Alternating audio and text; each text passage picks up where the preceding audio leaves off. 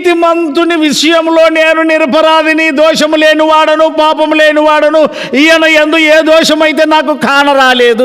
నీతిమంతుడు ఒక పాపి ఎందుకొరకు దేవుడు ఆలస్యం చేస్తున్నాడు ఒక పాపి పట్ల అంటే, ఒక పాపి పరిశుద్ధత లేకుండా జీవించేవాడు కాబట్టి ఆ పరిశుద్ధుడైన దేవాది దేవుణ్ణి గణపరచాలి అంటే, ఆ పరిశుద్ధుడైన దేవునికి లోకములో మహిమ లేని లోకములో దేవునికి మహిమ రావాలి అంటే ఒక పాపి రక్షింపబడాలి, ఒక పాపి మారు మనసు పొందాలి, ఒక పాపి పశ్చాత్తాపడాలి. ప్రియ దేవుని బిడ్డ, నీలోన ఇప్పటికీ అనేక బలహీనతలు ఉన్నప్పటికీ నీవు ఇంకా నిత్య నాశనానికి దగ్గరలో ఉన్నావని గ్రహించి నీ విషయమై కనికరం కలిగి ఉన్నాడు. నీవు ఎంతమంది విషయమై కనికరం కలిగి ఉన్నావు?